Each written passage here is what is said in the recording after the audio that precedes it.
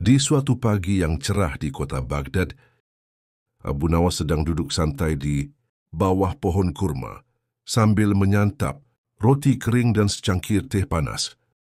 Ia tampak tenang, walau dompetnya lebih ringan daripada bulu merpati. Hari ini adalah hari yang baik untuk tidak bekerja, gumamnya bijak, seperti biasa. Tiba-tiba, dari ujung jalan pasar, muncullah 3 perempuan cantik, bak bidadari turun dari angkot unta. Mereka mengenakan jubah berkilau dan perhiasan gemerlap. Orang-orang pasar langsung heboh, dan pedagang sayur pun sampai salah kasih harga daun. Bawang jadi lebih mahal dari emas. Ketiga perempuan itu melirik-lirik ke arah Abu Nawas. Si sulung berkata, "Lihat pria itu, ia tampak bijaksana. Si tengah menimpali, kaya seperti penyair miskin yang hidupnya penuh misteri. Yang bungsu menyeringai, atau mungkin ia cuma pengangguran tampan." Tanpa basa-basi, mereka menghampiri Abu Nawas dan berkata, "Wahai Tuan Abu Nawas, kami ingin menguji kecerdasan dan ketahanan imanmu. Tapi kami juga ingin tahu apakah engkau tahan godaan wanita secantik kami, Abu Nawas." Sambil menyeruput teh, Abu Nawas menjawab santai, "Tergantung apakah kalian bawa makanan." Godaan pun dimulai. Si sulung mendekat sambil menyanyi lagu-lagu cinta kuno yang bisa membuat onta menari. Si tengah menari-nari seperti burung merak tersengat listrik. Dan si bungsu, ia hanya duduk diam dan berkata dengan suara merdu, "Kalau kau mau, aku bisa memasakkan nasi kebuli tiap hari." Abu Nawas mulai berkeringat. "Ya Allah, ini lebih berat dari ujian matematika waktu kecil," katanya dalam hati. Ia pun mulai berpikir bagaimana caranya keluar dari jebakan ini tanpa kehilangan harga diri dan tanpa kehilangan kesempatan makan gratis. Lalu muncullah ide cemerlang.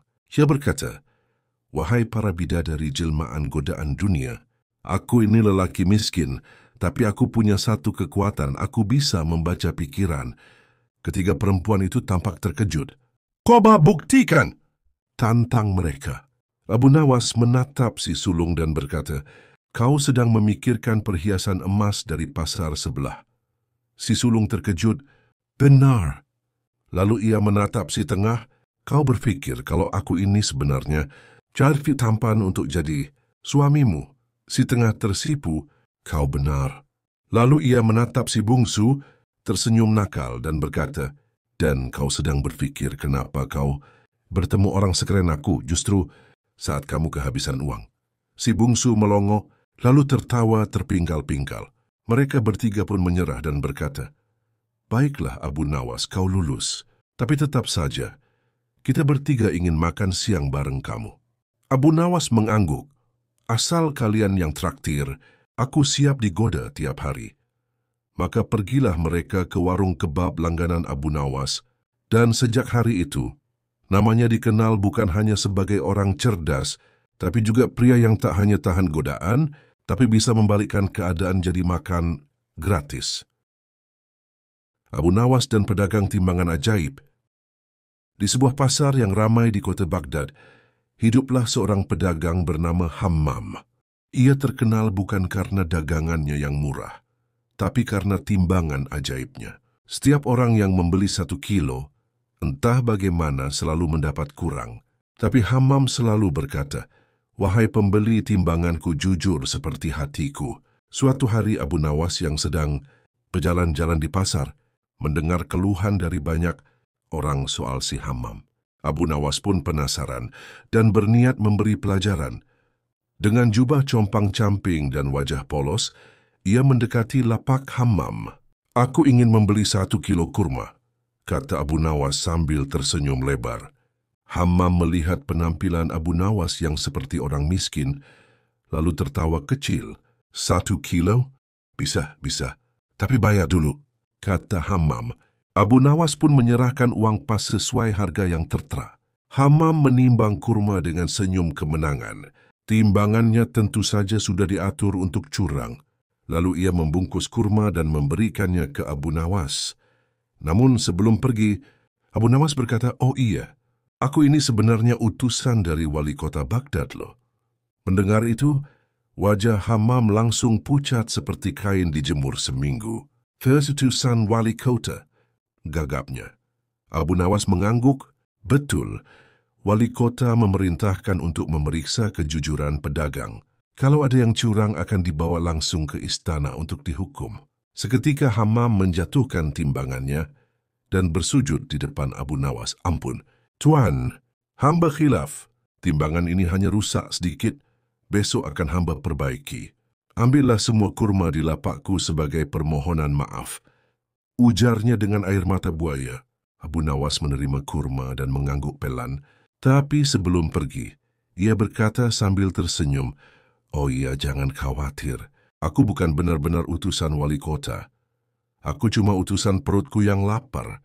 Lalu ia pergi sambil membawa sekarung kurma, meninggalkan Hammam yang nyaris pingsan. Keesokan harinya, semua orang di pasar heran karena timbangan Hammam tiba-tiba jadi jujur. Ada yang bertanya, "Hammam, kenapa timbangannya sekarang benar?" Hammam menjawab dengan lirih, "Karena aku takut sama utusan perut." Sementara itu, Abu Nawas duduk di warung kopi sambil tertawa. Kadang, perut kosong bisa lebih menakutkan daripada wali kota.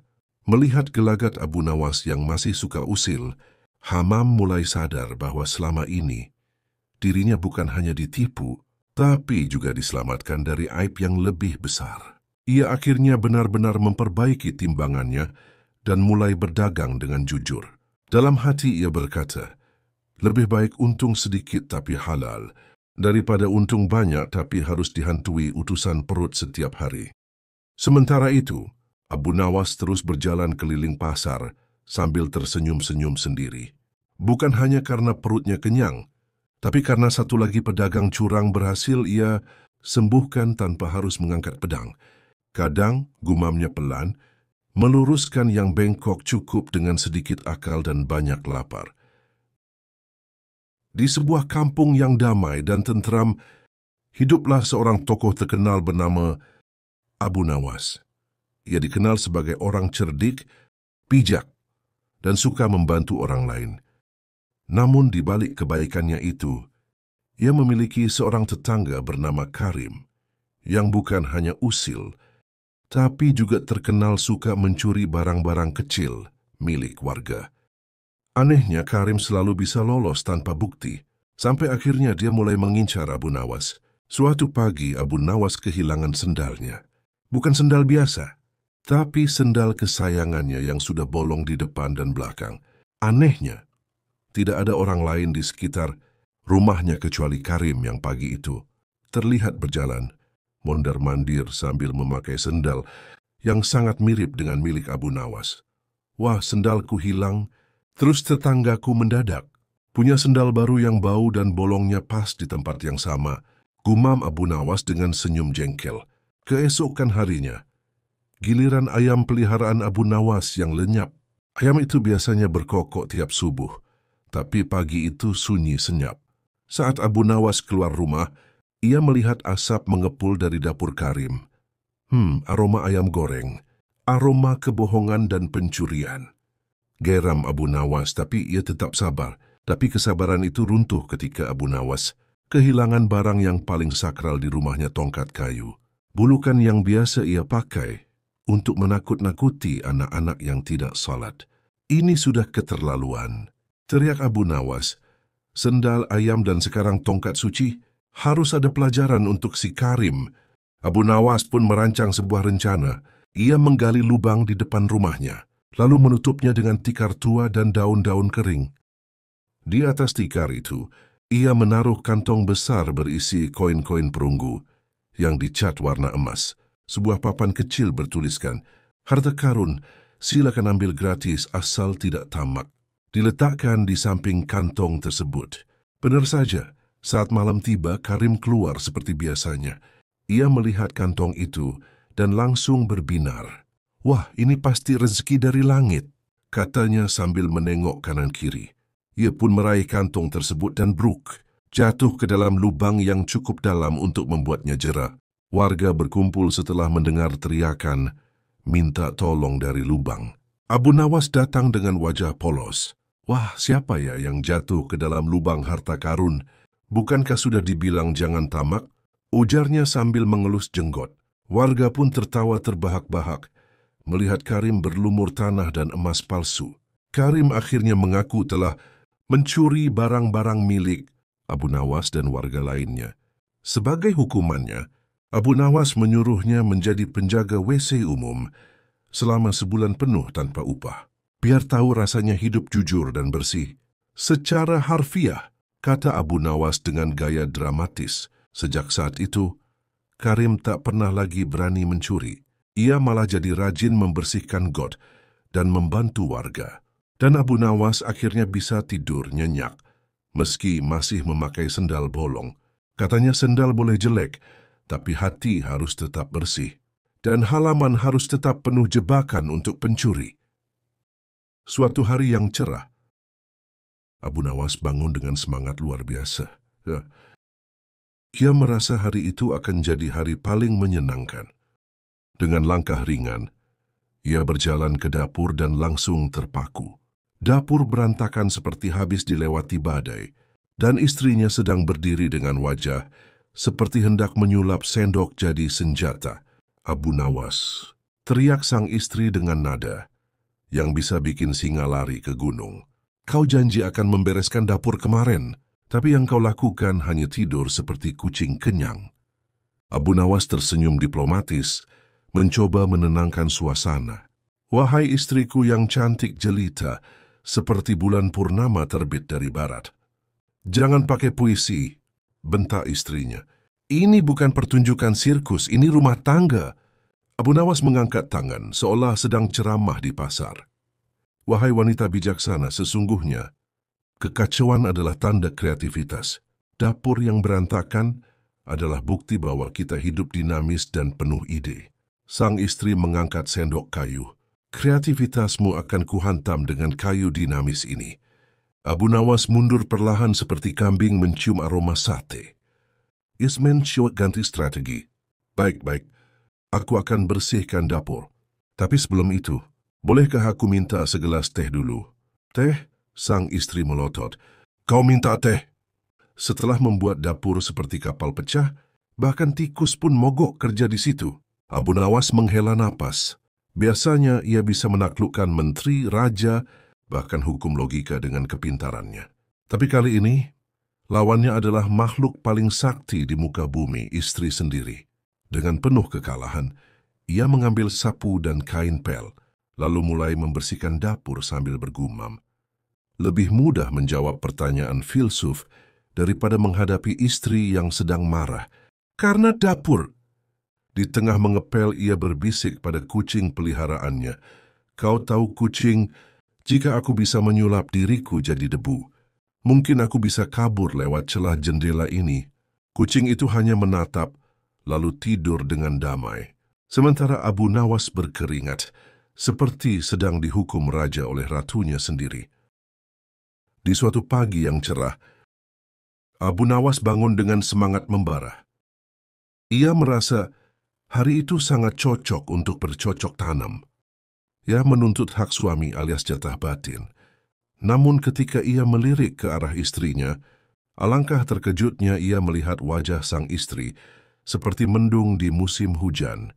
Dahi berkerut, bibir manyun dan tangan sibuk membanting-banting panci di dapur. Abu Nawas yang cerdik tentu tidak menyerah begitu saja. Ia mendekati istrinya sambil bersiul dan berkata manja, "Istriku sayang, kamu makin cantik kalau marah-marah. Seperti harimau betina yang sedang lapar." Sang istri langsung membalikkan badan, menatap tajam dan berkata, "Kalau aku harimau, kamu itu kambing kurus yang bikin darah tinggi." Tapi Abu Nawas tetap sabar. Ia tahu, untuk mendapatkan sesuatu yang besar, perlu pengorbanan dan strategi jitu. Maka ia mulai menyusun rencana, pujian, rayuan, dan sedikit drama. Ia mengambil sapu dan mulai menyapu rumah sambil bernyanyi. "Oh istriku, hatimu indah, tapi omelanmu bisa bikin genteng copot." Sang istri tetap tidak luluh.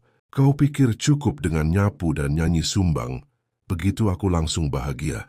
Ini rumah berantakan, anak-anak belum mandi, dan kamu malah minta yang aneh-aneh." Abu Nawas tersenyum licik. Ia mendekat, lalu pura-pura jatuh terduduk di lantai, tangan di dada, mata memejam. Aduh, sepertinya jantungku melemah karena tidak mendapat asupan cinta dari istriku.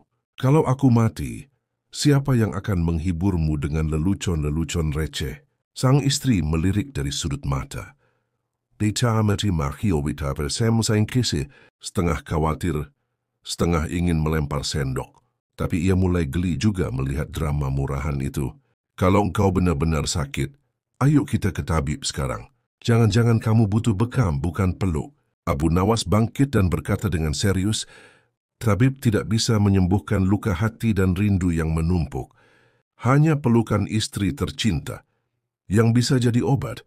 Dia lalu memeluk istrinya pelan berharap tidak kena tampar. Anehnya sang istri tidak menolak. Mungkin karena lelah marah, mungkin juga karena dalam hatinya sebenarnya ia juga rindu. Tapi sebelum suasana jadi terlalu romantis, ia berbisik, kamu hanya dapat jatah batin kalau nanti malam kamu juga nyuci semua pakaian anak-anak. Deal? Abu Nawas tersenyum lebar. Deal, bahkan kalau perlu aku nyuci pakai kaki sambil joget. Demi cinta semua bisa. Dan malam itu, terdengarlah suara Abu Nawas menyanyi sambil nyuci baju. Dengan harapan besar di ujung malam, di sebuah desa, tinggallah seorang pria cerdik bernama Abu Nawas. Seperti biasa, hidupnya penuh akal, tapi kali ini dia sedang tak berkutik. Bukan karena raja, bukan pula karena utang, tapi karena 3 istrinya yang cerewetnya minta ampun. Istrinya yang pertama, Fatimah, sangat perfeksionis. Tiap hari mulutnya seperti jam weker, selalu mengoreksi hal-hal kecil. Abu, kenapa bajumu belum disetrika rapi? Katanya sambil menggulung lengan bajunya. Padahal Abu belum sempat bangun dari tidur siang. Istri kedua Zainab terkenal dengan hobi mengatur. Tak hanya mengatur rumah, tapi juga mengatur hidup Abu. Jangan duduk di situ. Itu bantal baru, warna biru. Duduk di bantal merah saja, cocok dengan warna kulitmu. Katanya serius. Seolah bantal adalah persoalan negara. Yang paling membuat Abu pusing adalah istri ketiganya, Salma, yang paling cemburuan. Kalau Abu bersin di dekat Fatimah, Salma langsung manyun seminggu. Bersin itu tanda cinta, Abu. Jangan sembarangan menebar cinta. Suatu hari, Abu Nawas duduk termenung di halaman, memandangi langit sambil berkata lirih, "Ya Tuhan, apakah ini ujian atau aku sedang jadi bahan candaan malaikat?" Lalu datanglah Fatimah dengan sapu di tangan. "Abu, kenapa duduk-duduk saja? Ayam belum diberi makan." Abu pun bangkit lesu seperti narapidana disuruh push-up. Baru 5 langkah, datang Zainab membawa daftar belanja. "Abu, jangan lupa beli cabai 7 biji. Bukan 6, bukan 8, 7. Tepat, kalau lebih, nanti masakanku tidak ada harmoninya." Abu mengangguk-angguk seperti juru parkir yang kelelahan. Saat Abu hendak keluar rumah, Salma sudah berdiri di depan pintu dengan mata menyipit. "Mau kemana?" "Ke warung." "Warung yang mana?" "Di sana ada penjual perempuan ya?" Abu ingin menjawab, tapi takut salah. Jadi dia hanya batuk pelan dan balik badan. Merasa lelah lahir batin, Abu pun pergi ke masjid, lalu berdoa dengan sungguh-sungguh, "Ya Allah, aku tak meminta banyak. Hanya sedikit saja, berilah aku 1 jam sehari, di mana aku tidak dimarahi." Malamnya, Abu punya ide brilian. Ia bangun tengah malam dan menulis surat cinta untuk masing-masing istrinya, lengkap dengan puisi ala-ala. Paginya 3 istrinya terharu, memeluk Abu bersamaan. Tapi karena tak sengaja mereka membaca surat yang isinya sama persis, suasana berubah jadi badai. Akhir cerita, Abu tidur di kandang ayam malam itu. Tapi ia tersenyum sambil berkata, "Lebih baik dimarahi 3 istri daripada tidak punya yang marah sama sekali. Setidaknya aku dicintai." Pada suatu malam yang tenang di kota Baghdad, Abu Nawas pulang ke rumah dengan langkah ringan. Ia baru saja mengikuti lomba berdebat di alun-alun kota, dan tentu saja, seperti biasa, ia menang mutlak, otaknya encer, mulutnya lincah, dan lawannya hanya bisa garuk-garuk kepala. Namun begitu sampai di rumah, wajah cerahnya mendadak suram. Istrinya sudah berdiri di depan pintu, menyambutnya bukan dengan peluk hangat, tapi dengan sorot mata tajam seperti pedang sultan. "Sudah jam segini baru pulang, Abu?" Tanyanya dengan nada dingin. Abu Nawas menelan ludah. "Aku tadi menang lomba debat, wahai istriku. Aku persembahkan kemenangan ini untukmu," katanya dengan senyum kecut. Tapi istrinya tidak terhibur. "Sudah 3 malam kau pulang larut, dan selama itu pula aku hanya ditemani bantal dan guling." Abu Nawas berusaha menenangkan suasana. "Bukankah bantal dan guling lebih lembut dariku? Aku ini keras kepala." Istrinya melipat tangan di dada. "Justru itu, aku butuh yang agak keras malam ini," katanya tanpa tedeng aling-aling. Wajah Abu Nawas langsung memerah seperti udang rebus. "Wahai istriku, bukankah cinta itu tidak menuntut?" Sang istri membalas cepat, "Tapi tubuh ini bukan tanah kosong yang cukup ditanami janji-janji." Abu Nawas menarik napas dalam-dalam. "Aku lelah, wahai istriku. Otakku diperas sejak pagi. Rasanya seperti diputar di dalam gentong." Tapi istrinya tak peduli. "Kalau otakmu lelah, pakai yang lain, yang lebih bawah." Abu Nawas terbatuk, nyaris tersedak ludah sendiri. "Istriku, kau mulai belajar berkata-kata seperti pedagang pasar." "Darimu juga aku belajar," balas istrinya cepat. Akhirnya, karena tak tahan dimarahi terus-menerus, "Habis nawa au pertueran, baiklah. Malam ini aku akan penuhi jatahmu. Tapi izinkan aku tidur sebentar, 1 jam saja. Setelah itu kau akan mendapatkan layanan bintang 5. Istrinya mengangguk. 1 jam. Tidak lebih. Abu Nawas pun merebahkan diri. Dan dalam waktu 5 menit, ia sudah mendengkur seperti seruling bocor. 1 jam berlalu, 2 jam berlalu, dan akhirnya azan subuh berkumandang. Abu Nawas masih lelap. Sang istri sudah menatapnya, seperti mau membakar ranjang dengan tatapan. Pagi itu Abu Nawas bangun dengan senyum lebar. Tidurnya nyenyak sekali, katanya. Tapi istrinya hanya diam sambil menyeduh teh dengan penuh tekanan. "Kau tidur seperti mayat kenyang. Aku di sebelahmu seperti batu nisan yang dilupakan." Abu Nawas terdiam. "Maafkan aku, wahai istriku. Sepertinya aku terlalu lelah." Istrinya menatap tajam. "Kalau malam ini kau mengulang, aku akan laporkanmu ke Kua." Setelah sadar, Abu Nawas berkata pelan, "Wahai istriku, sepertinya Allah sedang melindungimu dariku malam ini." Istrinya memutar bola mata. "Atau justru melindungimu dariku?" Esoknya, Abu Nawas menulis pesan di dinding rumah. "Mohon maaf, layanan suami tutup sementara karena alasan teknis. Buka kembali setelah mendapat izin istri." Abu Nawas dan belanja yang membawa petaka. Hari itu langit cerah, burung berkicau dan perut Siti sudah mulai keroncongan. Ia pun menyerahkan misi mulia kepada suaminya tercinta, Abu Nawas. "Abu, tolong beliin ini ya," katanya sambil menyerahkan secarik kertas berisi daftar belanja tepung, gula, santan, dan pisang. Abu Nawas mengangguk mantap. "Tenang, istriku, aku ini pria serba bisa. Belanja? Kecil." Namun ada satu masalah. Abu Nawas tak pakai kacamata, dan daftar belanja yang ditulis Siti pakai pulpen habis tinta. Tulisan tepung terbaca jadi topeng, gula jadi gila, santan jadi santet, dan pisang jadi pusing. Dengan penuh keyakinan dan tanpa nanya dulu, Abu pun berangkat ke pasar, siap menunaikan misi dengan cara yang sangat salah. Di toko pertama, Abu Nawas berkata, "Pak, saya mau beli topeng, satu yang bisa buat masak." Penjualnya bingung. Tapi karena butuh jualan, dia sodorin topeng badut. "Ini bisa buat hiburan, Mas." Abu mengangguk. "Nah, pasti ini maksud istri saya, supaya masakan lebih ceria." Barang kedua, gila. Abu masuk ke toko mainan dan beli buku teka-teki berjudul Cara Menjadi Gila dalam 7 hari. Lalu untuk santet, ia nyasar ke toko klinik. Pulangnya ia bawa botol kecil berisi air yang katanya bisa mengusir roh penasaran. Dan untuk pusing, ia mampir ke apotek dan beli minyak angin karena dia pikir, istriku pasti pusing terus lihat aku makin ganteng. Sampai rumah, Abu Nawas menata semua belanjaan di meja dapur, seperti pameran karya seni. Siti datang sambil membawa pisau dapur dan senyum yang mencurigakan. "Abu, ini apa?" tanyanya pelan. Abu menjawab bangga, "Topeng badut untuk masak, buku gila biar seru, air santet buat pengawet, dan minyak angin buat kamu yang pusing mikirin aku." Hening, sangat hening.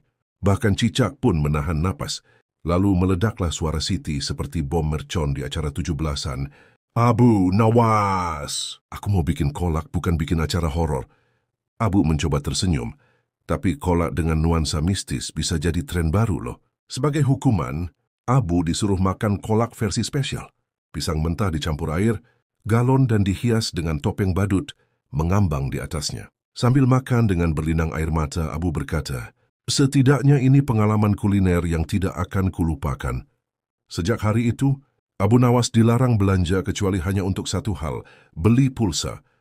Itu pun dengan catatan harus diawasi, ditulisin besar-besar dan pakai peta, karena minggu lalu dia malah pulang bawa pulsa raket nyamuk.